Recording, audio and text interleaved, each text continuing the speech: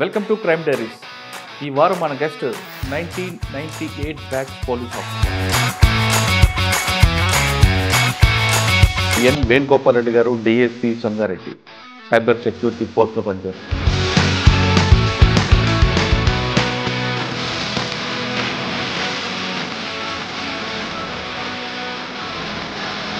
వేణుగోపాల్ రెడ్డి గారు, బై ఛాన్సా by choice police department రావడానికి? ఉద్యోగం కావాలి, యూనివర్సిటీకి వచ్చాను, యూనివర్సిటీలో చదువుతాను. డైరెక్ట్గా సొసైటీకి ఏమైనా చేయాలంటే పోలీసు దీన్ని చూజ్ చేసుకోవడం జరిగింది. ఫస్ట్ పోస్టింగ్ ఎక్కడ వచ్చింది? శివంపేట నాకు ఫస్ట్ పోస్టింగ్. మీకు ఫస్ట్ వచ్చిన ఛాలెంజ్ ఏంటి? అప్పుడు ఎక్కువ ఎక్స్ట్రీమిజం, ఎక్కువగా మోస్ట్ ఆఫ్ ది టైం ఫారెస్ట్లోకి వెళ్ళి. కరోనా టైంలో మీరు పబ్లిక్ ఏం సర్వీస్ చేశారు? నిజంగా కూడా టఫెస్ట్ జాబ్ అవుతుంది corona time. Entire police station effect అయింది. ఇద్దరు కానిస్టేబుల్ తోటి పోలీస్ స్టేషన్ అంతా నడిచింది. సైబర్ క్రైమ్ అనేది ఇలాగే ఇష్యూ షార్ట్అవుట్ చేసుకెళ్తుంటారు. దీని ఎఫెక్ట్ ఎంత అవుతుంది వరల్డ్ వైడ్గా, ఇండియాలో, స్టేట్లో అనేది తెలుసుకోవట్లేదు. విక్టిమ్స్ నేను ఒక్కనే నా దగ్గర నుంచి ఒకటే డబ్బులు పోయినాయి అన్నట్టుంది. వరల్డ్ వైడ్గా cyber criminals per annum $8 to $9 trillion కొల్లగొడుతుంది. ఇండియాలో ప్రతిరోజు 35-40 కోట్లు కొల్లగొడుతుంది. ఫెడెక్స్ ఎలాగా కాల్ చేస్తారు, వాడు ఏ విధంగా మోసం చేస్తాడు? ఫెడెక్స్ కొరియర్ ఇక్కడ మీకు పార్సెల్ వచ్చింది, ముంబై ఎయిర్పోర్ట్లో మేము పట్టుకున్నాము. దీంట్లో డ్రగ్స్ ఉంది. You are under digital arrest. మీ బ్యాంక్ స్టేట్మెంట్ షేర్ చేయమంటారు. ఎంత క్రైమ్ జరిగినాక ఎంత తొందరగా కాంటాక్ట్ చేస్తే 1930 కాల్ చేస్తే ఆగిపోయే అవకాశాలు 90% ఉన్నాయి. సైబర్ క్రిమినల్స్ బారిన మనం పడకుండా ఉండాలంటే ఏంటి? మనము అత్యాశ నెంబర్ 1. నెంబర్ 2, మన దాంట్లో ఎనీ లింక్స్ని మనం టచ్ చేయవద్దు. మనం అన్నిటికీ కూడా మొబైల్స్లో మనం అదే ఓటీపీ పెడతాం, జీపేకి అదే పెడతాం, ఫోన్పేకి అదే పెడతాం, వైఫైకి అదే పెడతాం. సాంగ్ సెక్యూరిటీ పాస్వర్డ్లు పెట్టుకోవాలి, మల్టీ అథెంటికేషన్ ఉన్న సెక్యూరిటీ పాస్వర్డ్లు. అయిన తర్వాత రికవర్ అవుతుంది అంటారా? రికవర్ ఒకవేళ అయితే ఎన్ని రోజుల్లో బాధ్యతకు డబ్బులు వస్తాయి? ఎంత తొందరగా విక్టిమ్ కాల్ చేస్తారో దాన్నే 0 hour అంటారు. ఆగిపోయే అవకాశాలు 90%.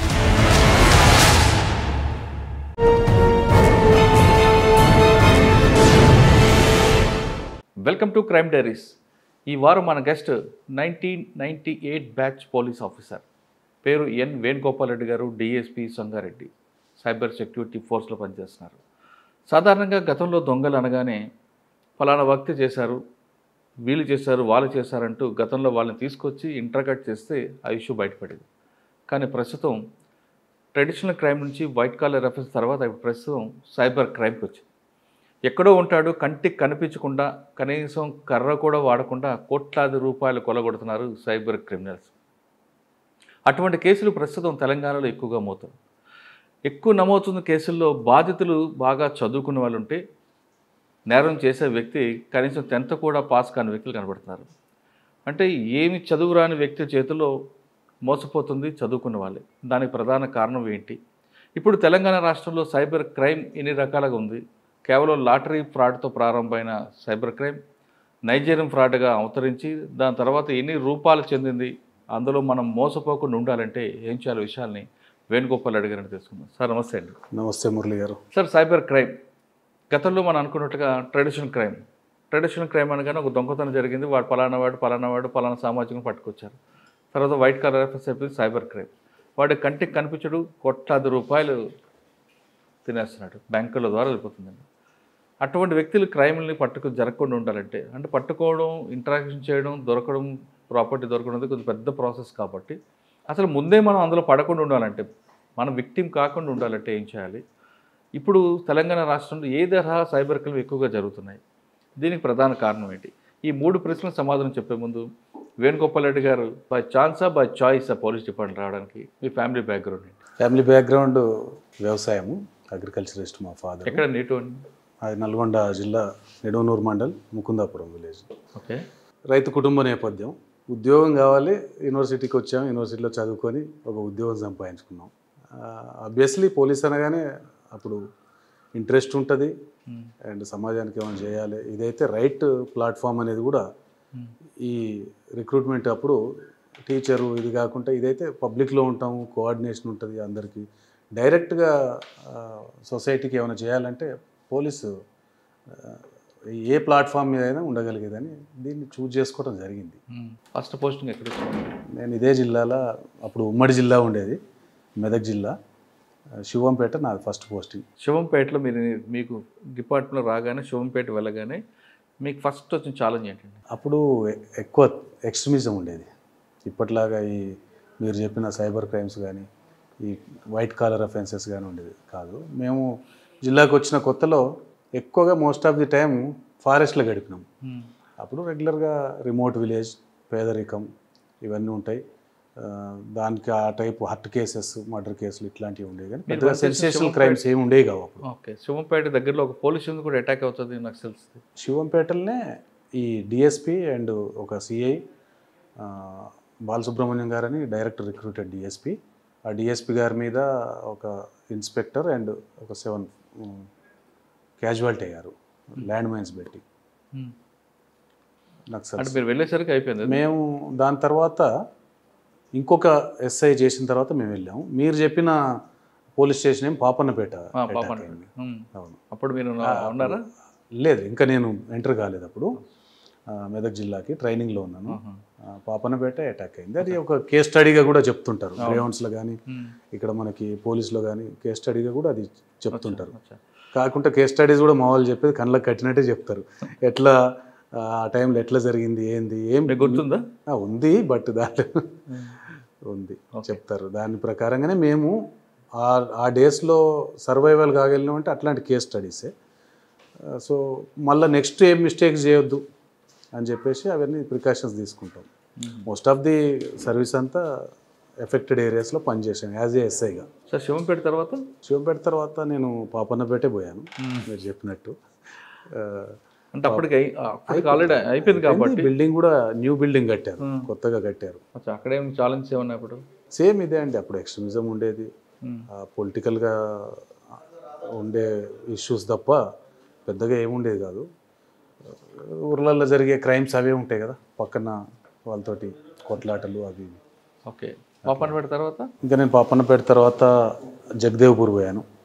జగదేవ్పూర్ పోలీస్ స్టేషన్ ఆ టైంలో చౌహాన్ సార్ ఉండేది మా ఎస్పీ గారు. చౌహాన్ సార్ ఎస్పీ గారు ఉండేది మాకు. ఆ టైంలో బాగా నక్సలిజం ఎక్కువ ఉండేది. ఆ టైంలో కూడా కూంబింగ్లు కథ మొత్తం సేమ్ స్టోరీ. కాకుంటే అప్పుడు ఎస్పీ గారు ఇంట్రెస్ట్ తోటి ఈ గ్రామాలను దత్తత తీసుకోవటం, ఎక్స్ట్రీమిజం ఉన్న ప్రాంతాల్లో డెవలప్మెంట్స్ చేయటం, ఒక విలేజ్ని అడాప్షన్ తీసుకొని పనిచేయమనేవాళ్ళు.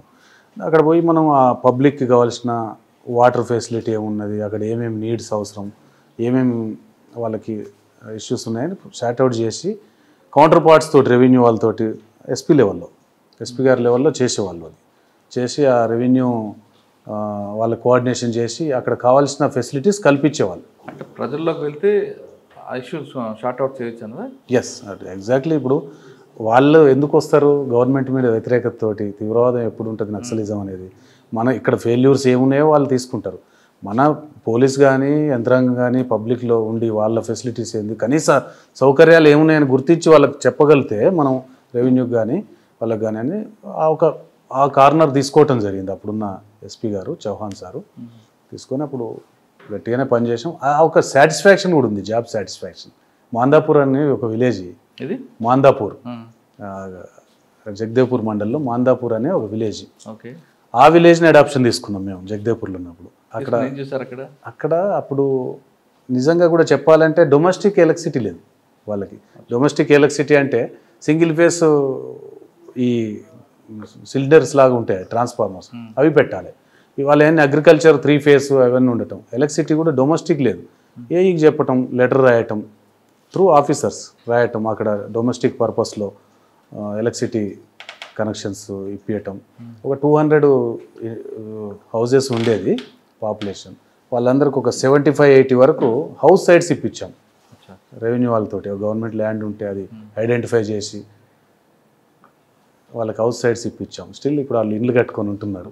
వాళ్ళు రేషన్ షాపు నాకు బాగా గుర్తు, రేషన్ షాప్ తీసుకోవాలంటే 2 కిలోమీటర్స్ మునిగడప అనే ఒక విలేజ్ పోయి రేషన్ షాప్ తీసుకోవాల్సి ఉంది. అంటే రేషన్ తీసుకురావాల్సిన రోడ్డు కూడా సరిగా ఉండేది కాదు.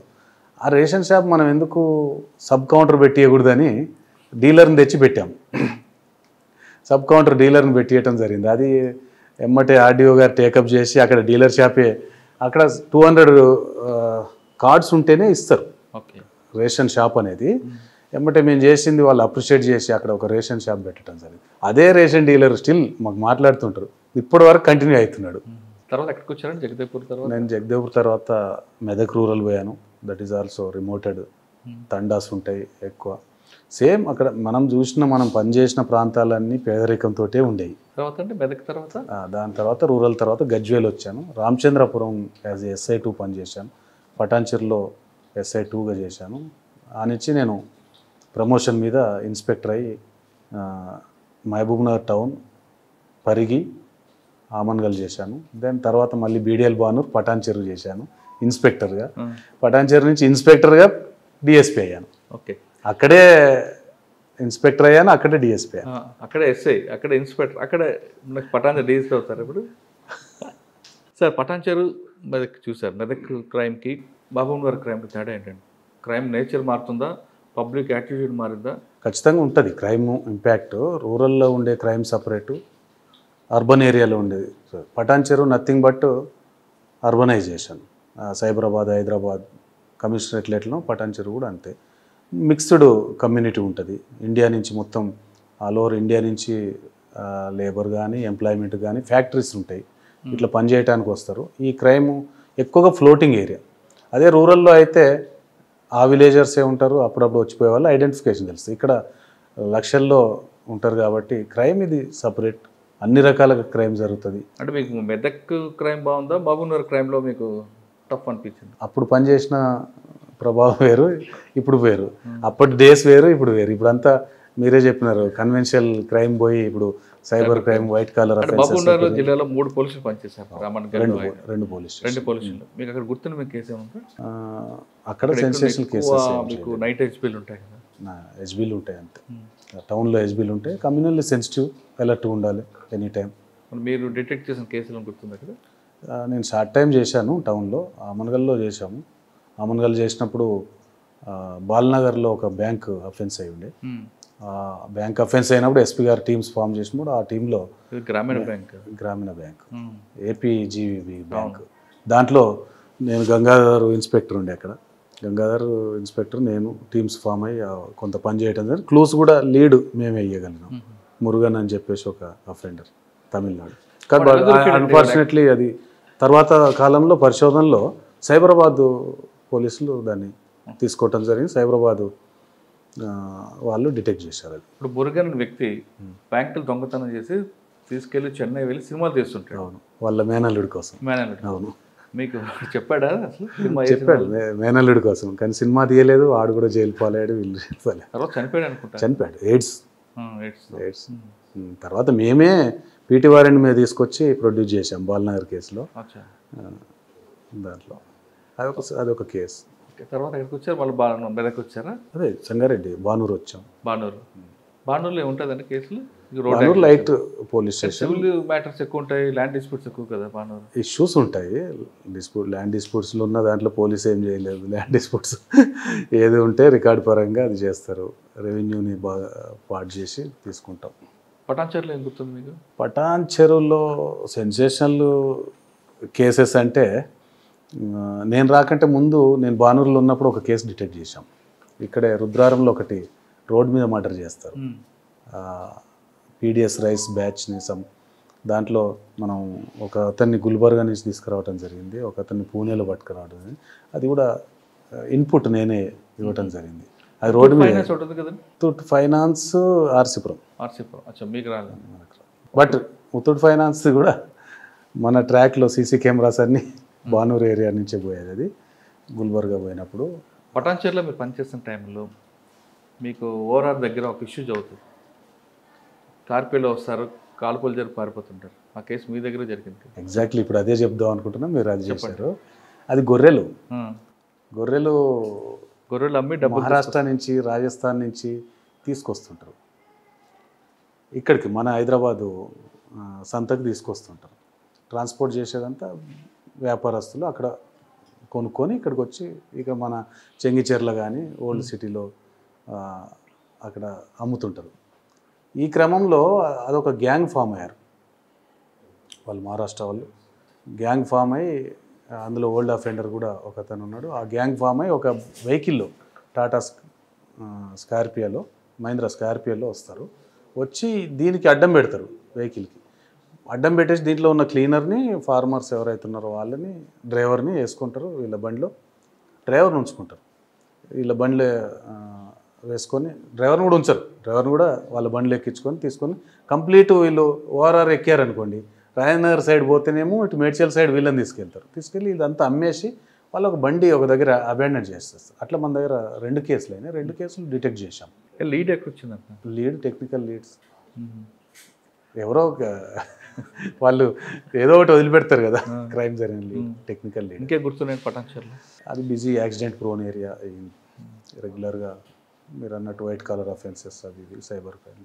నారాయణ కాలేజ్ ఇష్యూ ఒకటి అయింది కదండి, అది ఇష్యూ నేను లేను, దాని తర్వాత వచ్చాను. నారాయణ కాలేజ్ ఏమో బానూరు ఏరియాలో ఉంటుంది, నేను లేను. అప్పుడు బానూరులో వెళ్ళాను. ఇక్కడ కానిస్టేబుల్ స్ట్రెచర్ గన్.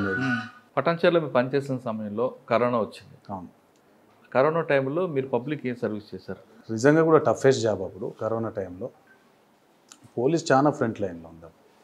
రోడ్డు మీద పోయే వాళ్ళకు ట్రాన్స్పోర్టేషన్ లేకుండా, నడిచిపోయే వాళ్ళు ఉండేవాళ్ళు, టైంకి ఫుడ్ లేకుండా. ఆ టైంలో మన ఫోర్స్ కూడా చాలా ట్రబుల్స్ ఫేస్ చేసింది. ఎంటైర్ పోలీస్ స్టేషన్ ఎఫెక్ట్ అయినాం మేము. కరోనా మొత్తం పోలీస్ స్టేషన్ అంతా ఎఫెక్ట్ అయినాం, including my self, detective inspector. ఒకరో ఇద్దరు కానిస్టేబుల్ తోటి పోలీస్ స్టేషన్ అంతా నడిచింది ఆ టైంలో, బాగా గుర్తు. పబ్లిక్ అయితే వాళ్ళని ముట్టుకోవటానికి బంధువులు కూడా దగ్గర పోరు, కానీ రోడ్డు మీద పోయే వాళ్ళకు ఫుడ్ ఫెసిలిటేషన్స్ ఇవన్నీ కూడా కల్పించేవాళ్ళం. అంటే మీకు ఆ సర్వీస్ బాగా ఎక్స్పీరియన్స్ అయిందా? ఎక్స్పీరియన్స్. ఓకే. తర్వాత ఎక్కడికి వచ్చారండి? పటాన్చెరు నుంచి promotion, DSP cyber security bureau. మీ పోస్ట్ ఇక్కడ నేను డిఎస్పీ D4C అంటే district cyber crime coordination centres. అంటే సంగారెడ్డి డిస్ట్రిక్ట్ అంతా మీ కంట్రోల్ ఉంటుంది. Cyber crime coordination, strength control కాదు ఇది. గుర్తుంచుకోవాల్సింది ఏంటంటే ఇది Telangana state, Telangana cyber security bureau కింద పనిచేస్తాం. సైబర్ సెక్యూరిటీ బ్యూరో సెటప్ ఎట్లా ఉంటుందంటే, అక్కడేమో హెడ్ ఆఫీసు మన సిటీ కమాండ్ కంట్రోల్లో ఉంటుంది, డైరెక్టర్, 2 SPలు అండ్ సెటప్ ఉంటుంది. డిస్ట్రిక్ట్స్లో 6 other than tri commissionerates 6 commissionerates ఉంటాయి. 6 కమిషనరేట్లో CCPSలు ఉన్నాయి. డిస్ట్రిక్ట్స్లో D4C సెంటర్స్ ఉన్నాయి. D4Cలో నేను డిఎస్పీగా ఉన్నాను, ఇన్స్పెక్టర్ గారు, ఇంకా ఇతర సిబ్బంది ఉంటారు ఇక్కడ. ఓకే. ఇక్కడ జరిగే సైబర్ క్రైమ్ పోలీస్ స్టేషన్లు ఏమేమి నమోదవుతున్నాయి, ఏమేమి కోఆర్డినేషన్ చేయాలి, మేమేమి వాళ్ళకి లాజిస్టిక్స్ ప్రొవైడ్ చేయాలి, మేము వాళ్ళకి ఏమి ఇన్పుట్ ఇవ్వాలి, లీడ్ ఏమి ఇవ్వాలి, వాళ్ళకి అన్ని సలహాలు D4C నుంచి SP గారి కోఆర్డినేషన్ తోటి ఇస్తుంటాం. సార్, మామూలు క్రైమ్ అనుకోండి, ట్రెడిషనల్ క్రైమ్ అనగానే పలానా వాడు తెలుస్తుంది. సైబర్ క్రైమ్ అనేది వాడు అక్యూజ్డ్ నోన్ కాదు, దీన్ని కంప్లీట్గా టెక్నాలజీ మీద వెళ్ళాలి. వెళ్ళిన తర్వాత కూడా పట్టుకోవడం కష్టం, పట్టుకున్న తర్వాత కూడా రికవరీ ఇంకా కష్టం. ఇంత హడిల్స్ ఉన్నప్పుడు ఎలాగ ఇష్యూ సార్ట్అవుట్ చేసుకెళ్తుంటారు? సైబర్ క్రైమ్ మీరన్నట్టు ఇప్పుడు క్వశ్చన్లో ఉన్నది, ఆన్సర్లో ఉంది. మీరు వేసిన క్వశ్చన్లోనే ఆన్సర్ ఉంది. ఇప్పుడు దీనికంటే ముందు ఏం చెప్పాలంటే, నేను సైబర్ క్రైమ్ గురించి అంటే MO గురించి మన తర్వాత వెళ్దాం, ఇందులో కొంచెం డిస్కస్ చేద్దాం. సైబర్ క్రైమ్ MO చెప్పట్లేదు, సైబర్ క్రైమ్ గురించి చెప్పాలంటే ఇప్పుడు దీని ఎఫెక్ట్ ఎంత అవుతుంది వరల్డ్ వైడ్గా, ఇండియాలో, స్టేట్లో అనేది తెలుసుకోవట్లేదు. విక్టిమ్స్ నేను ఒక్కనే, నా దగ్గర నుంచి ఒకటే డబ్బులు పోయినాయి అన్నట్టుంది. ఇది వరల్డ్ వైడ్గా లార్జెస్ట్ ఎకానమీ ఉన్న కంట్రీ ఏముంది? అమెరికా ఉంది. లార్జెస్ట్ GDP ఉన్న కంట్రీ అమెరికా ఉంది. $21 ట్రిలియన్ అమెరికా GDP ఉంది. సెకండ్ చైనా ఉంది, $18 ట్రిలియన్ ఉంది. థర్డ్ లార్జెస్ట్ జర్మనీ ఉంది, అది $6 ట్రిలియన్ అయితే. కానీ దీనికి వీటికి మధ్యలో cyber criminals per annum $8 to 9 trillion కొల్లగొడుతుంది. $8 to 9 ట్రిలియన్ కొల్లగొడుతుంది. అంటే థర్డ్ GDPలో ఉంది సైబర్ క్రిమినల్స్, అంత సంపాదిస్తున్నారు. అంటే ఇక్కడ ఇండియాకి వచ్చేసరికి ఇండియాలో ప్రతిరోజు 35-40 కోట్లు కొల్లగొడుతున్నారు. మన తెలంగాణకు వచ్చేసరికి యావరేజ్లో మేము రెగ్యులర్గా చూస్తుంటాము DSR 3 to 4 up to 5 crores loss అవుతుంది పర్ డే. మీరు అన్నట్టు సైబర్ క్రైము టెక్నాలజీ ఇంత లేదు, దొంగలు దొరకట్లేరు, వాళ్ళ నేరస్తులు దొరకట్లేరు అనేదాన్ని ఎస్ఓపిస్ ఫాలో అవుతాం మేము. ప్రతి దాంట్లో ఒకటి దొంగ ఎవరో తెలియదు, కానీ ఏమేమి హ్యాండిల్స్ యూజ్ చేశాడో మనకు ఐడియా అవుతుందిగా. సోషల్ మీడియా వాడుతున్నాడా, అండ్ ఫోన్ నెంబర్ వాడుతున్నాడా, బ్యాంక్ అకౌంట్ వాడుతున్నాడా, ఈ టూల్స్ ఈ హ్యాండిల్స్ని పట్టుకొని మేము ఇన్వెస్టిగేషన్ చేస్తాం. దాని ప్రకారంగా వాళ్ళని ఖచ్చితంగా పట్టుకునేటట్టు ఆబ్వియస్లీ పోలీసు పట్టుకోవటానికే చూస్తారు. తెలంగాణ అయితే ఫార్ బెటర్ ఉన్నది అన్ని స్టేట్స్లో, ఫార్ బెటర్ ఉన్నది.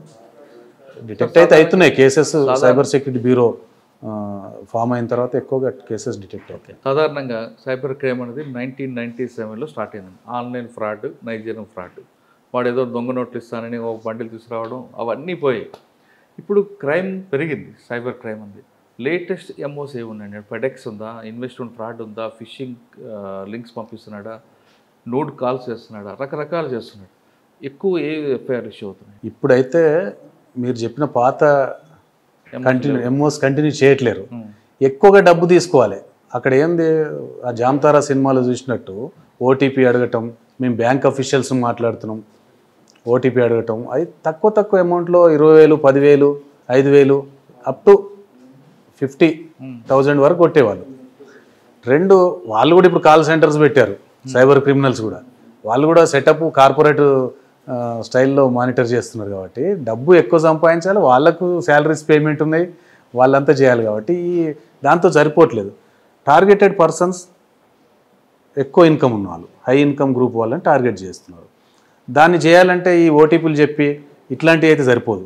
అందుకనే ట్రెండింగ్ ఎక్కువ ఎక్కడ లక్షల్లో కొట్టాలి, కోట్ల వరకు వెళ్ళిపోవాలి అనేది చూసి మీరు చెప్పినట్టు FedEx, investment fraud, business fraud, trading, stock trading మెలకువలు చెప్పటం, స్టాక్ ట్రేడింగ్లో భాగస్వామ్యం చేయటం, ఇది ఎక్కువగా ట్రెండింగ్లో ఉంది. ఈ లోన్ది కూడా మళ్ళీ స్టార్ట్ అయింది ఈ మధ్యన. లోన్ది కోవిడ్ టైంలో ఎక్కువగా ఫైనాన్షియల్ ప్రాబ్లమ్స్ ఉంది, లోన్ల మీద డిపెండ్ అయ్యేవాళ్ళు. అప్పుడు ఎక్కువగా ఈ లోన్ది జరిగేది. ఇప్పుడు లోన్ది కూడా మళ్ళీ ఇప్పుడు ట్రెండింగ్ నడుస్తుంది. సంగారెడ్డిలో ఎక్కువ ఏమి కనిపిస్తుందండి? ఏ తరహా నేరం? సంగారెడ్డిలో ఇప్పటివరకు ఎఫెక్ట్ అయ్యే ప్రాంతాలు, ఏ తరహా వాళ్ళు అనే ముందు ఎఫెక్ట్ అయ్యే ప్రాంతాలు Ameenpur, Patancheru, BDL up to Sangareddy rural town వరకు ఉన్నాయి. Employees software either private income groups ఉన్నాయి, ఇన్కమ్ సంపాదించే వాళ్ళు ఉన్నారు ఇక్కడ సంగారెడ్డిలో. కాబట్టి ఆబ్వియస్లీ క్రిమినల్స్ టార్గెట్ కూడా ఇన్వెస్ట్మెంట్ ఫ్రాడ్, డబ్బులు ఉన్నాయి కాబట్టి, అండ్ స్టాక్ ట్రేడింగ్, డబ్బులు ఉన్నాయి కాబట్టి, ఫెడెక్స్ భయంతో డబ్బులు ఉన్న వాళ్ళని భయపెట్టడం చేయటం, ఈ ట్రెండింగే అవుతుంది. మీరు అన్నట్టు ఆ ఓటీపీ ఫ్రాడు, ఈ కేవైసీ ఇవన్నీ కూడా ఒక 1 year బ్యాక్ అయిపోయినాయి, ఇవి నడుస్తున్నాయి. సార్ ఫస్ట్ ఫెడెక్స్ వాటి ఎలాగా కాల్ చేస్తారు, వాడు ఏ విధంగా మోసం చేస్తాడు, మనం ఆ మోసంలో పడిపోకుండా ఉంటే ఏం చేయాలి? ఫెడెక్స్ అనేది ఒక కొరియర్ సంస్థ, ఇంటర్నేషనల్లో ఉన్న ఒక ప్రముఖమైన కొరియర్ సంస్థ. సో అందరికి తెలిసింది అది. ఇక్కడ ఒక 2-3 రకాలు ఉన్నాయి ఇందులో. ఒకటేమో ఫెడెక్స్ కంపెనీ నుంచి కాల్ చేస్తున్నాం మేము, ఫెడెక్స్ కంపెనీ మీద రైడ్ అయింది, నార్కోటిక్స్ బ్యూరో వాళ్ళు రైడ్ చేశారు, అన్నీ చెక్ చేసినారు. అందులో ఈ ఒక పార్సిల్లో కాంట్రాబ్యాండ్ దొరికింది ఉంది, అది ఎండిఎంఏ అని ఒక ఐటమ్ ఉంది, లేదంటే గంజాయి ఉంది, లేకుంటే హెరాయిన్, కొకైన్ ఇది ఉందని చెప్పేసి మాకు వాళ్ళు చెప్పినారు. మీకు వచ్చింది ఇది, దీని మీద మీ ఫోన్ నెంబర్ ఉంది, మీ ఆధార్ నెంబర్ ఉంది, అన్నీ ఉన్నాయి అని కాల్ చేస్తారు. కాల్ చేయగానే తను ప్యానిక్ అవుతాడు. ఇది ఒకటి. లేదు ఫెడెక్స్ కొరియర్ ఇక్కడ మీకు పార్సెల్ వచ్చింది, ముంబై ఎయిర్పోర్ట్లో మేము పట్టుకున్నాము, మేము కస్టమ్స్ నుంచి మాట్లాడుతున్నాం, పట్టుకున్నాము, you will get call from ED and CBI వస్తుంది మీరు అని చెప్తారు. ఎమ్మటే వీళ్ళు పెట్టేగానే ఒక కాల్ వస్తుంది, మేము సిబిఐ మాట్లాడుతున్నాము, ఇక్కడ ముంబైకి ఎయిర్పోర్ట్కి మీ పార్సిల్ వచ్చింది, దీంట్లో డ్రగ్స్ ఉంది, నిషిద్ధ పదార్థం ఉంది అని చెప్పేసి వాళ్ళ కాల్ వస్తాయి. You are under digital arrest. నువ్వు డిజిటల్ అరెస్ట్లో ఉన్నావు. నువ్వు మా కంట్రోల్లో ఉన్నావు. ఆ రూమ్ని నువ్వు వదిలిపెట్టిపోవద్దు. ఏదున్నా మాకు కావాల్సిన డేటా ఇవ్వాలి. మీ బ్యాంక్ స్టేట్మెంట్ షేర్ చేయమంటాడు, మీ ఆధార్ షేర్ చేయమంటాడు, మీ పాన్, ఇంకా అందులో మీ కొన్ని పాస్పోర్ట్స్ ఉన్నాయి, కొన్ని ఏటీఎం కార్డులు ఉన్నాయి, కొన్ని పాన్ నెంబర్లు ఉన్నాయి, ఇంటర్నేషనల్ ట్రాన్సాక్షన్స్ ఉన్నాయి, ఈడీ కూడా ఇన్వాల్వ్ అయింది, ఇవన్నీ స్టేట్మెంట్స్ అని చెప్పి మన నుంచి సగం డేటా తీసుకుంటాడు. మనం రూమ్ నుంచి వెళ్ళనియాడు విక్టిమ్ని. రూమ్ నుంచి వెళ్ళకుండా దాంట్లోనే పెట్టి ఒక రకమైన భయానికి గురి చేస్తారు. అది నిజమేనేమో, మీరు ఇమ్మీడియట్ రావాలి, ముంబైకి రావాలని కూడా వాళ్ళు చెప్తారు. వీళ్ళు రావడానికి కూడా రెడీ అవుతారు. అంత కాకుండా మేము కొంత వెసులుబాటు టైం కల్పిస్తాం. అమౌంట్ డిమాండ్ చేస్తాడు. 10 లక్షలు 20 లక్షలు స్టార్ట్ చేస్తారు. ఉన్న వాళ్ళు అయితే ఇచ్చుకున్నాయి, చాలా మంది ఉన్నాయి. రీసెంట్గా 50 lakhs 1 crore కూడా ఇచ్చి, ఒక విక్టిమ్ అయితే బ్యాంకుకు పోయి కూడా డ్రా చేసి కూడా బ్యాంకుకు పోయి ఆర్టీజీఎస్ చేసి వచ్చి రూమ్లోకి వచ్చి ఆలోచించి దిస్ ఇస్ ఎ ఫ్రాడ్ అని 1930 కాల్ చేయటం. 1 కోటి రూపాయలు ఎగ్జాక్ట్లీ ఇంటాక్ట్గా ఆగిపోయినాయి హైదరాబాద్ సిటీ బ్యూరో. చాలా నైట్ అంతా పనిచేశారు దాంట్లో.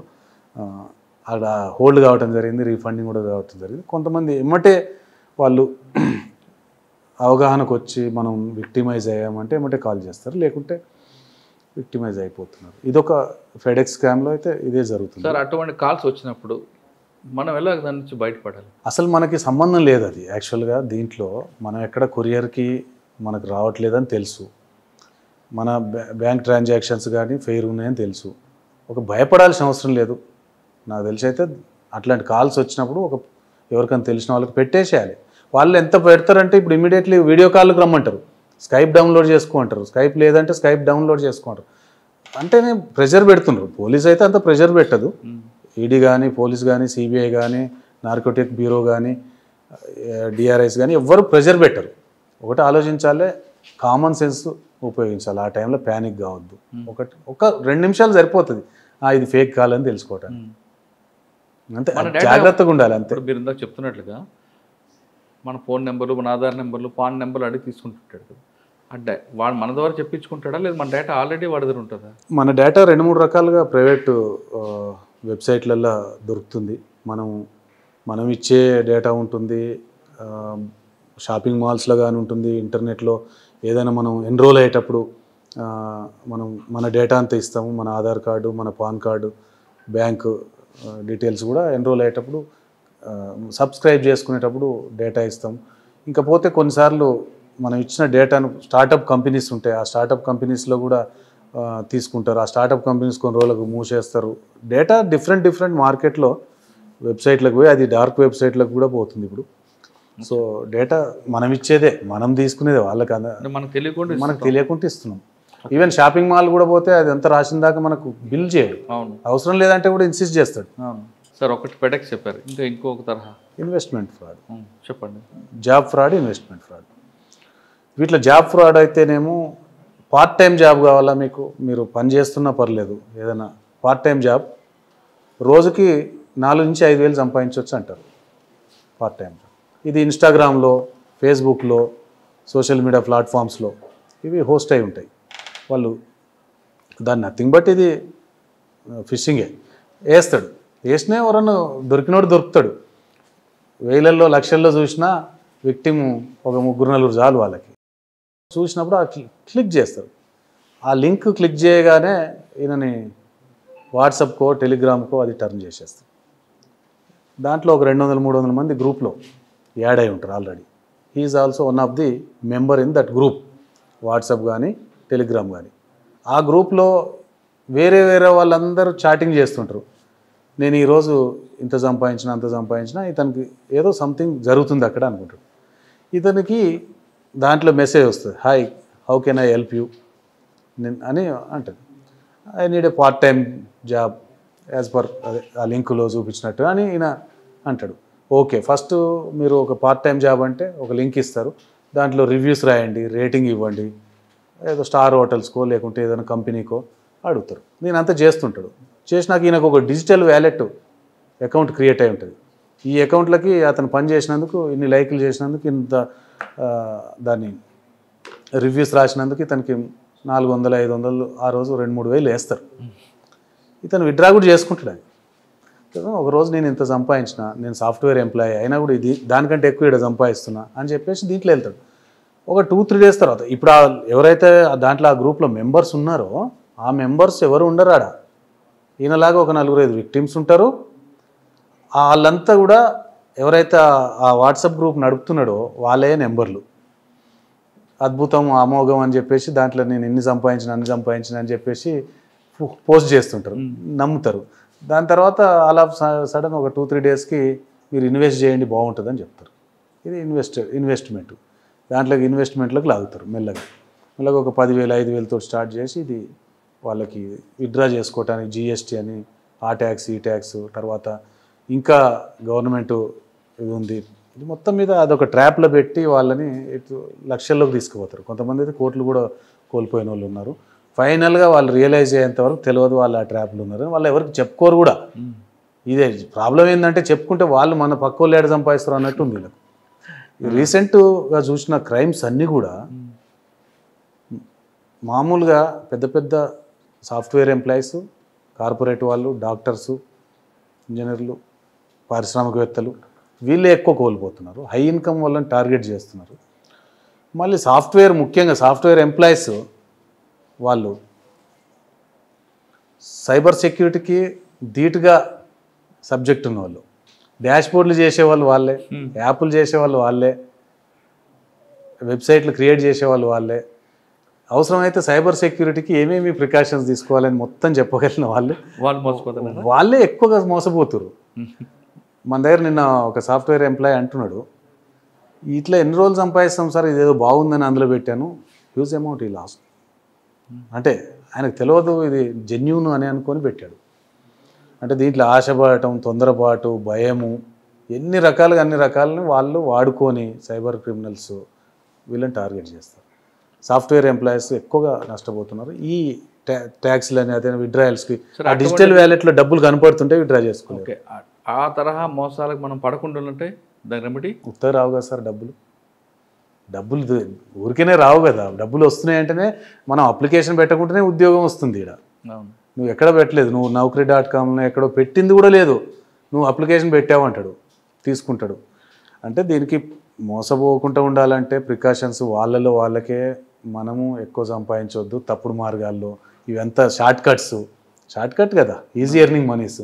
దీంట్లో ఇదంతా ఫ్రాడ్ ఉంది, ఫేక్ అని అంచనా వేసుకోగలుగుతారు వాళ్ళు. అదే ఈజీ మనీ అత్యాశతోటే జరుగుతున్నాయి, లేదా జెన్యూన్ అని నమ్ముతారు కొన్ని, అట్లా కూడా మోసపోతున్నారు. కాకుండా ఒక లెవెల్కి వెళ్ళినాక నీకు వ్యాలెట్లో కనిపిస్తుంది క్లియర్గా 20 లక్షలు 50 లక్షలు నీకు చూపిస్తుంది, నువ్వు 5 రూపాయలు విత్డ్రా చేయలేనప్పుడు నువ్వు ఎందుకు రియలైజ్ కావట్లేవు?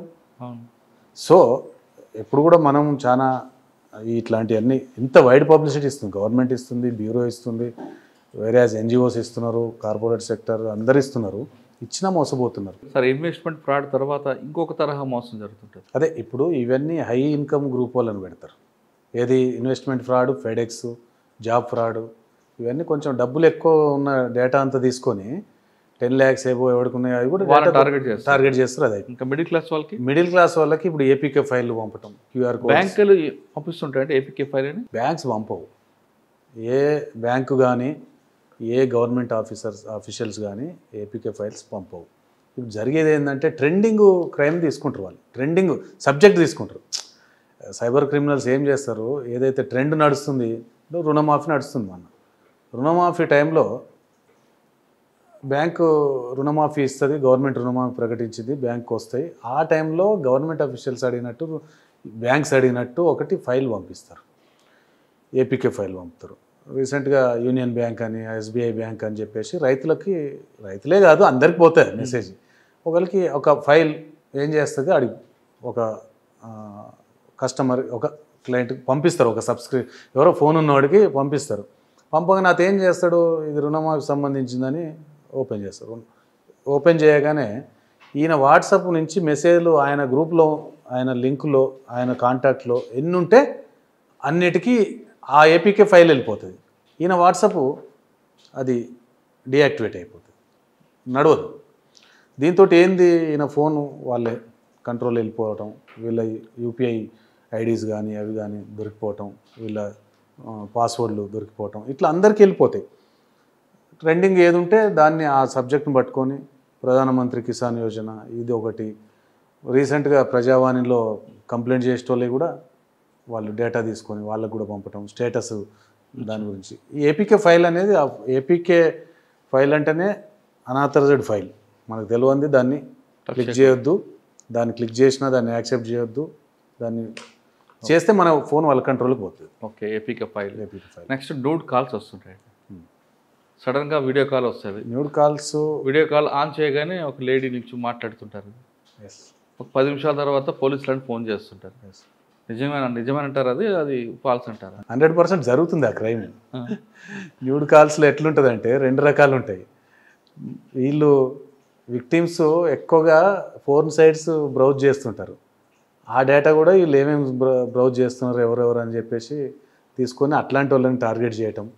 రెండోది నార్మల్గా ఫోన్ నెంబర్ల మీద కాల్ వచ్చేస్తుంది, వీడియో కాల్ వస్తుంది, డైరెక్ట్ వీడియో కాలే వస్తుంది. ఆ వీడియో కాల్ వచ్చినప్పుడు వీళ్ళు ఆన్ చేస్తారు, ఆ నెంబర్లు కూడా తీసుకుంటారు వాళ్ళు.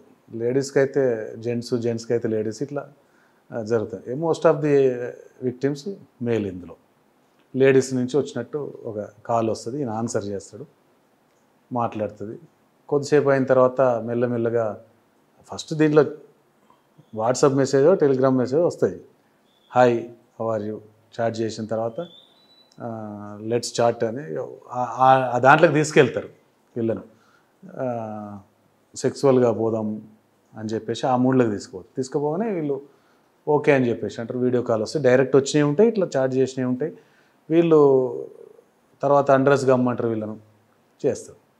చేసిన తర్వాత అవతల వాళ్ళు ఏదో ఫోన్ సైట్లో ఉన్న వీడియోని పెడతారు వీళ్ళకు. వాళ్ళేమి డైరెక్ట్ అడ్రస్ గారు, ఫోన్ సైట్లో ఉన్నవి తీసుకొచ్చి వీళ్ళకి పెడతారు. పెట్టగానే వీళ్ళు అడ్రస్ అవుతారు. అడ్రస్ అయ్యి వీళ్ళు ఆ టెంప్ట్లో వెళ్ళిపోతారు. అది వాళ్ళు వీడియో చేస్తారు, వీడియో రికార్డ్ చేసి అది కట్ అయిన తర్వాత వీడియో ఇతనికే పంపుతారు. పంపేసేసి బి అలర్ట్, నేను ఇది నువ్వు డబ్బులు ఇవ్వకుంటే నేను నీ ఫ్రెండ్స్కి నీ రిలేటివ్స్కి, ఈయనదంతా ఉంటుంది ఆల్రెడీ చాట్లో, ఈయన కాంటాక్ట్స్ అన్నీ ఎలో అయి ఉంటాయి, అన్నీ చేసి ఉంటుంది. సో వాళ్ళకి పంపటం, పరువు పోద్ది అని చెప్పేసి ఉన్న కాడికి వదిలించుకుంటారు వీళ్ళు. అట్లా కొంతమంది సూసైడ్ చేసుకున్న వాళ్ళు కూడా ఉన్నారు. ఆ వీడియో తీసిన తర్వాత పోలీస్ అని కూడా పోలీసుకొని ఫోన్ చేస్తుంటారు. పోలీస్ నెక్స్ట్ ఒక అమ్మాయిని నువ్వు వేధించినావు, వాళ్ళు కంప్లైంట్ చేసినారు అని చెప్పేసి పోలీస్ అని కూడా Delhi police, Mumbai police call చేస్తున్నావు, ఎందుకు ఇదంతా అని చెప్పేసి అది చెప్పుకోలేని సబ్జెక్ట్ ఇది. ఫస్ట్ ఎంత ఉందో అంటే ఓడిపించుకుంటారు. కొంతమంది కంప్లైంట్ కూడా చేయరు. ఇది ఎంతవరకు అంటే దీన్ని సూసైడల్ వరకు కూడా వెళ్ళిపోతుంది. సార్ అటువంటి వీడియో కాల్ వచ్చినప్పుడు ఏం చేయాలి మనం? +92 అనేది ఎక్కువ కాల్స్ వస్తాయి. చాలా అవేర్నెస్ ఇస్తున్నారు అన్ని ఆర్గనైజేషన్స్, పోలీసు రెగ్యులర్గా అవేర్నెస్. వీడియో కాల్ వచ్చినప్పుడు వీడియో వాళ్ళు దానికి ఇన్సిస్ట్ చేస్తారని తెలుసు కదా, కట్ చేయొచ్చు కదా, చెయ్యము, టెంప్ట్ అవుతారు వీళ్ళు. అంటే వీడియో కాల్స్ వచ్చినప్పుడు నార్మల్గా చెప్పే విధానం ఏంటంటే వీడియో కాల్ కెమెరా ఆఫ్ పెట్టుకొని అటెండ్ కండి అని చెప్తారు. నేనైతే అది సజెస్ట్ చేయను, ఇల్లీగల్. దాన్ని ఎమ్మటే కట్ చేయాలి, మనకు తెలుస్తున్నప్పుడు కట్ చేయాలి. ప్రికాషన్స్ ఇట్లాంటివి ఎక్కడ కూడా మనము ఆ వెబ్సైట్లు ఉంటాయి కదా, అఫీషియల్ వెబ్సైట్ కాకుండా వేరే ప్రైవేట్ వెబ్సైట్లలో ఏమి సెర్చ్ చేయొద్దు. సెర్చ్ చేస్తే డేటా పోతుంది, డేటా పోయినప్పుడు వాళ్ళ దగ్గర ఉంటుంది. కాల్ ర్యాండమ్గా వచ్చే కాల్స్ కూడా మనము ఇవన్నీ ఫేక్ కాల్స్, ఫ్రాడ్ కాల్స్ అని చెప్పేసి అర్థం చేసుకొని ఉండాలి. ఓకే, మీరు చెప్పారు 4 మోడల్ చెప్పారు. ఇంకా ఎక్కువ ట్రెండింగ్ ఏమవుతుంది? మీరు ఒక క్లాస్ పీపుల్కి చెప్పారు, మిడిల్ క్లాస్కి లోవర్ క్లాస్కి కూడా టార్గెట్ చేస్తున్నారు కదా, ఏ తరహా నేరాలు జరుగుతుంటాయి? లోవర్ క్లాసెస్ ఎక్కువ ఎఫెక్ట్ కావట్లేదు ఈ మధ్య. ఫోన్ మామూలు డమ్మీ ఫోన్ కాబట్టి కావట్లేరు, అయినా లోన్స్ తీసుకుంటారు. అందుకే మళ్ళీ ఈ మధ్య ట్రెండింగ్ లోన్ యాప్ ఫ్రాడ్స్ వస్తున్నాయి. లోన్స్ తీసుకుంటారు వీళ్ళు, అవసరానికి 2000, 5000 లోన్ తీసుకోవడం జరుగుతుంది. అప్పటికప్పుడు ఇన్స్టంట్ లోన్ యాప్స్ ఉంటాయి, లోన్ యాప్స్కి వెళ్తారు. లోన్ యాప్కి వెళ్ళినప్పుడు ఇన్స్టాల్ చేసుకునేటప్పుడు అంతా మనం ఎలో అంటాం, పర్మిటెడ్ ఎలో, మన కాంటాక్ట్స్, మన మొత్తం డీటెయిల్స్ వాళ్ళకి ఇచ్చేస్తున్నాం. కొన్ని జెన్యూన్ లోన్ యాప్స్ ఉంటాయి, కొన్ని జెన్యూన్ ఆర్గనైజేషన్లు వాళ్ళు ఏం సఫర్ చేయరు, వీడు ఇన్ టైంలో కడతారు. కట్టని ఏముంటాయి, కట్టినా కూడా ఈ ఫేక్ లోన్ యాప్స్ వాళ్ళు నువ్వు ఇంకా ఇవ్వు, నువ్వు ఇంకా టైం ఫస్ట్ ఇవ్వటమే వాళ్ళు కట్ చేసుకొని ఇస్తారు. అమౌంట్ 5,000 తీసుకుంటే 1,000 రూపాయలు 500 కట్ చేసుకొని ఇస్తారు ఫస్ట్. తర్వాత వీడు కావాలని సతాయించడానికి పే చేసినా కూడా ఇంకా ఎక్స్ట్రాక్షనే వాళ్ళది. వాళ్ళు సైబర్ క్రిమినల్స్ కదా, ఎట్లా ఎంత దొరికితే అంత ఒక 10 మందిలో ఇద్దరని ఇస్తారు. సో వాడిని టార్గెట్ చేయటము, నువ్వు ఇయ్యలేదనటం, మనం ఎలో చేసినప్పుడు అన్నీ మన కాంటాక్ట్స్, మన ప్రొఫైల్ పిక్చరు అన్నీ. ఇంకోటి వీడియో తీసుకుంటారు కొంత, లోన్ యాప్లో లోన్ ఇచ్చేటప్పుడు మన వీడియో తీసుకుంటారు వాళ్ళు. ఆ వీడియోని మార్ఫింగ్ చేయటం, దాన్ని న్యూడ్ చేసి సర్క్యులేట్ చేస్తామని బెదిరియటం, ఇట్లా చేసుకుంటారు. ఇది మిడిల్ క్లాసు. ఏపీకే ఫైల్స్ ఒకటి, ఓటీపీ ఫ్రాడ్స్, ఇవన్నీ మిడిల్ క్లాస్ టార్గెట్ చేసుకుంటారు. ఓఎల్ఎక్స్ ఫ్రాడు, లేకుంటే ఫేస్బుక్లో ఆర్మీ అని చెప్పేసి ఈ ఫ్రాడు మిడిల్ క్లాస్ వాళ్ళని టార్గెట్ చేస్తారు. ఓకే, సైబర్ క్రిమినల్స్ బారిన మనం పడకుండా ఉండాలంటే ఏం చేయాలి? మనము అత్యాశ పోవద్దు, నెంబర్ 1. నెంబర్ 2, మన దాంట్లో ఉన్న ఎనీ లింక్స్ని మనం టచ్ చేయొద్దు, మనం ఓటీపీలు ఇవ్వద్దు, పాస్వర్డ్లు ఇవ్వద్దు, షేర్ చేయొద్దు. ముఖ్యంగా ఇక్కడ ఓటీపీ పాస్వర్డ్ చాలా ఇంపార్టెంట్. మనం అన్నిటికీ కూడా మొబైల్స్లో అదే ఓటీపీ పెడతాం, జీపేకి అదే పెడతాం, ఫోన్పేకి అదే పెడతాం, వైఫైకి అదే పెడతాం, డేట్ ఆఫ్ బర్త్ పెట్టుకుంటాం, లేకుంటే 1 2 3 4 ఇవి పెట్టుకుంటాం. వైఫై కూడా స్ట్రాంగ్ సెక్యూరిటీ పాస్వర్డ్లు పెట్టుకోవాలి, మల్టీ అథెంటికేషన్ ఉన్న సెక్యూరిటీ పాస్వర్డ్లు పెట్టుకోవాలి. ఎనీ లింక్, అన్వాంటెడ్ లింక్, దాన్ని టచ్ చేయటం, దాన్ని ఓపెన్ చేసి దాన్ని అన్ని మన డీటెయిల్స్ ఇవ్వటం, ఇవి ఏమవుతుందంటే ఈ మన డీటెయిల్స్ ఇవ్వగానే ఇవి వేరే వెబ్సైట్కు డైవర్ట్ అయిపోతాయి. అక్కడికి వెళ్ళిపోయి వాళ్ళ పని వాళ్ళు చేసుకుంటుంటారు. మ్యాక్సిమం మన జాగ్రత్తలో మనం ఉండాలి, అత్యాశకు పోవద్దు. ఓకే సార్, క్రైమ్ జరిగింది, సైబర్ క్రైమ్ కంప్లైంట్ వస్తుంది. ఫస్ట్ కంప్లైంట్ 1930 చేయాలి కదా, చేస్తే ఇమీడియట్గా అలర్ట్ అవుతారు. అయిన తర్వాత రికవర్ అవుతుంది అంటారా? రికవర్ ఒకవేళ అయితే ఎన్ని రోజుల్లో బాధితులకు డబ్బులు వెళ్తాయి? ఎనీ క్రైమ్ జరగగానే 1930 కానీ పోర్టల్ ఉంటుంది, ఎన్సీఆర్బి పోర్టల్, www.cybercrime.gov.in వెబ్సైట్లోకి పోయి కంప్లైంట్ చేయటం కానీ చేయాలి. దీన్ని ఇప్పుడు ఒక క్రైమ్ జరిగినప్పుడు ఒక అఫెండరు ఒక 10 లక్షలు ఒక దగ్గర తీసుకున్నాడు, కొట్టేసినంటే ఉంచడు. 10 అకౌంట్స్లకు 1 lakh పంపుతాడు. పంపగానే 10 ATM సెంటర్స్ దగ్గర రెడీగా ఉంటారు. అవన్నీ కరెంట్ అకౌంట్స్ పెట్టారు వాళ్ళు కూడా, వాళ్ళేమో ఎస్బీఐ అకౌంట్స్లలో లేరు. కరెంట్ అకౌంట్స్ పెట్టి 1 lakh లిమిట్ ఉంటుంది కాబట్టి డ్రా చేస్తారు, లేదా థర్డ్ లేయర్కి ట్రాన్స్ఫర్ చేస్తారు. సో ఎంత క్రైమ్ జరిగినాక ఎంత తొందరగా విక్టిము కాల్ చేస్తారో దాన్నే 0 hour అంటారు. ఇమ్మీడియట్లీ కాంటాక్ట్ చేస్తే 1930 కాల్ చేస్తే ఆగిపోయే అవకాశాలు 90% ఉన్నాయి. అది కూడా దానికి ఇంత టైం అని చెప్పలేము. First 1 hour is affected hour, golden hour. So అందులో 10 నిమిషాలలో కూడా వెళ్ళిపోతాయి. సో కాబట్టి ఫస్ట్ 1 hourలో చేస్తే మనకి రిజల్ట్ ఉంటుంది. హోల్డ్ అవుతాయి నెక్స్ట్ అకౌంట్లలో, ఎక్కడైతే ట్రాన్స్ఫర్ చేయారో అక్కడ హోల్డ్ అవుతాయి. ఈ హోల్డ్ అయిన అమౌంట్ను మళ్ళీ పోలీసు కోర్టు నుంచి వాళ్ళకి రీఫండింగ్ ఇప్పిస్తున్నారు. దాంట్లో ఇప్పుడు మా డైరెక్టర్ మేడం షికాగో మేడం వచ్చిన తర్వాత హైకోర్టు వెళ్ళి స్టేట్ లీగల్ సర్వీస్ అథారిటీ వాళ్ళతోటి మాట్లాడి ఎస్ఓపిస్ ఇప్పించి, డిస్ట్రిక్ట్ లీగల్ సర్వీస్ అథారిటీస్ వాళ్ళకి ఎస్ఓపి సర్క్యులేట్ చేసి 25,000 బిలో ఎవరైతే హోల్డ్ అయినాయో వాళ్ళకి వితౌట్ ఎఫ్ఐఆర్ లోక్ అదాలత్లో సెటిల్ చేయడానికి మంచి ప్రోగ్రామ్ ఇది. ఇంకా డిలే లేకుండా దానికి రీఫండింగ్ చేపిస్తున్నారు. మిగతా అయితే ఎఫ్ఐఆర్ అయి చేస్తున్నారు. As early as possible within no time పెడితే 100% కంప్లైంట్ చేస్తే అయిపోతుంది. ఫ్రీ చేయని అమౌంట్ మీరు బిలో 25 ఇంటూ లోక్ అదాలత్లో వితౌట్ ఎఫ్ఐఆర్ ఇష్యూ చేపిస్తున్నారు. అబోవ్ 25,000 అనుకోండి. ఆ ఫ్రీ చేయని అమౌంట్ టైం ఎంత పడుతుందండి? ఇది మనము 1 month అయితే ఈజీగా అవుతుంది నాకు తెలిసి. ఎందుకంటే ఇది హోల్డ్ కాగానే మనం బ్యాంక్ స్టేట్మెంట్ తీసుకోవాలి. విక్టిమ్ నుంచి ఏ బ్యాంక్ అకౌంట్కి పోయింది ఆ బ్యాంక్ అకౌంట్ స్టేట్మెంట్ తీసుకుంటాం. మళ్ళీ అతనికి సర్వ్ చేయాలిగా నోటీస్, నీ అకౌంట్లకు ఇన్ని డబ్బులు వచ్చినాయి, దానికి రీజన్ ఏంది, ఎక్స్ప్లెయిన్ విత్ ఇన్ 1 week. దానికి ఒక రిమైండర్ ఇవ్వాలి. It will take 15 days 20 days అవుతుంది. దాని తర్వాత వాళ్ళు జెన్యూన్ అయితేనేమో నాకు వాళ్ళ నుంచి వచ్చేది ఉంటే ఇచ్చినారంటారు, లేదంటే ఆన్సర్ అయ్యారు. దాని తర్వాత డ్యూ కోర్స్ మనం కోర్టులో ఫైల్ చేయాలి. ఇప్పుడు ఒకవేళ 1,00,000 రూపాయల అమౌంట్ నేను ట్రాన్స్ఫర్ చేస్తాను, ఆ 1,00,000 ఎక్కడి నుంచి వచ్చిందనే విషయం నేను ఎక్స్ప్లెయిన్ చేయాలి మీకు, రైట్? ఫ్రీ చేయిన తర్వాత ఖచ్చితంగా అక్కడ ఇన్కమ్ ట్యాక్స్ వస్తుంది కాబట్టి మాకు వద్దురా బాబు ఈ డబ్బులు అనుకునే వాళ్ళు కూడా ఉంటారు కదా. మీరు అన్నది అది సిస్టమ్ దాంట్లో అవాయిడ్ చేయడానికి. కానీ అతను జెన్యూన్ అయితే జెన్యున్ అయితే తీసుకుంటారు. ఎక్కడి నుంచి జెన్యున్ కాకుండా బ్లాక్ మనీ నేను ట్రాన్స్ఫర్ చేశా, మీరు నాకు డీటెయిల్స్ కావాలంటారు. నేను డీటెయిల్స్ చెప్తే ఇన్కమ్ ట్యాక్స్ నా ఇంటికి తలుపు కొడతాడు. ఇవన్నీ తలనొప్పి ఎందుకని బ్లాక్ వదిలేస్తారు. అటువంటి అమౌంట్ ఏం చేస్తారు? I don't think so. నేను ఇప్పుడు మనం మాట్లాడేది సైబర్ క్రిమినల్ దొంగతనం చేసింది ఒక విక్టిమ్ నుంచి వచ్చిన డబ్బులు కదా. అవును, ఇక్కడ అవును. క్రిమినల్ దగ్గర డబ్బులు తీసుకురావడం అనేది ఫ్రీజ్ చేస్తారు, మీరు పక్కా చేస్తారు. కంప్లైంట్ డబ్బులు ఇచ్చినప్పుడు నీ అకౌంట్లోకి ఇంత డబ్బులు వచ్చాయి, నువ్వు ట్రాన్స్ఫర్ చేస్తావు కదా, నీకు ఎక్కడి నుంచి వచ్చాయని క్వశ్చన్ చేస్తారు కదా మీరు కూడా, కంప్లైంట్ కూడా. అవును, కంప్లైంట్ ఏం చేయము, సరే, అది మన డ్యూటీ కాదు. విక్టిము మనం ఈ పార్ట్నే, అది there is a separate wings. Agency enter అవుతుంది కదా, ఐటీ ఉన్నది కదా మనకి. అదే అన్నా, అదేం లేదు, అది ఫ్రీ రిజిస్ట్రేషన్స్ ఎంకరేజ్ చేస్తాం. అంటే బిలో 25 అయితే మీరు ఇమీడియట్ ప్రాసెస్ చేస్తాం. మన జిల్లాలో ఇప్పుడు 250 రీసెంట్ లాస్ట్. మీ దగ్గర సంగారెడ్డి జిల్లాలో ఎన్ని ఎఫ్ఐఆర్లు ఉంటాయి, ఎంత రికవరీ ఉంటుంది? రికవరీ మీన్స్ మనం ఇప్పుడు అదే రికవరీ అంటే పోలీస్ అరెస్ట్ చేసి రికవరీ చేస్తే రికవరీ. ఫ్రీజ్ అమౌంట్ ఇప్పుడు మనకి ఈ ఇయర్లో ఇప్పటికే 2000 ఫస్ట్ హాఫ్ ఇయర్కి మనం 6 monthsకి 2000 కంప్లైంట్స్, 2100 కంప్లైంట్స్ రేజ్ అయినాయి. ఇక్కడ అమౌంట్ మన దగ్గర 15 to 18% ఫ్రీజ్ అవుతుంటుంది. ఫ్రీజ్ అమౌంట్ ఎక్కువ అంటే ఇన్వెస్ట్మెంట్ ఫ్రాడ్ అవుతుందా అంతా?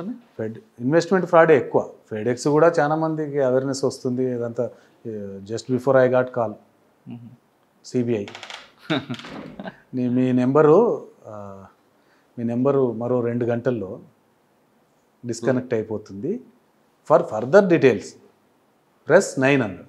ఇక్కడే మీరు ఇక్కడికి వచ్చే ముందే నేను ప్రెస్ 9 చేసిన తర్వాత అదేం లేదు, రింగ్ అయింది, అది ఎక్కడ పోయిందో తెలియదు, ఏమైందో తెలియదు. తర్వాత 30 minutesకి నాకు ఒక కాల్ వచ్చింది, I'm from CBI officer, me phone number నుంచి ఇల్లీగల్ యాక్టివిటీస్ జరుగుతున్నాయి, మీ ఫోన్ నెంబర్ నుంచి అని ఇట్లాంటి కాల్స్ వస్తాయి. మీ ఫోన్ నెంబర్ను టెర్రరిస్టులు వాడుతున్నారు, మీరే ఉన్నారు. నాది కట్ అయింది, టెల్ మీ అని గట్టిగా మాట్లాడేసరికి అది కట్ అయింది.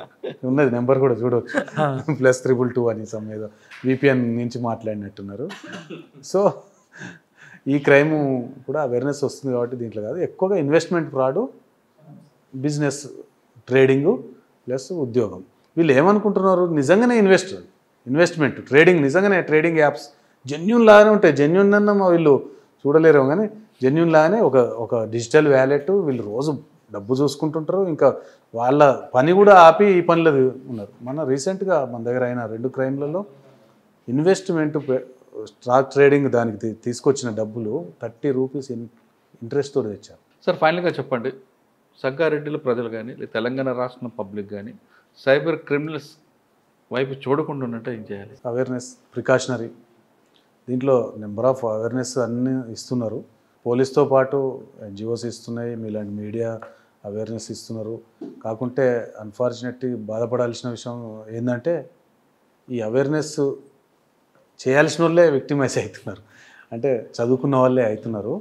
కాబట్టి ఏది కూడా ఓటీపీ షేర్ చేయటం, సివివిల్ షేర్ చేయటం, ఏ లింక్స్ కానీ అటు జోలికి వెళ్ళకుండా, ప్రైవేట్ వెబ్సైట్లకు మనం సెర్చ్ చేయకుండా, కస్టమర్ కేర్స్ నెంబర్ సెర్చ్ చేస్తాము, గూగుల్ సెర్చ్ ఇంజిన్లో ఫస్ట్ ఫ్రాడ్ క్రిమినల్స్ నెంబర్స్ ఉంటాయి.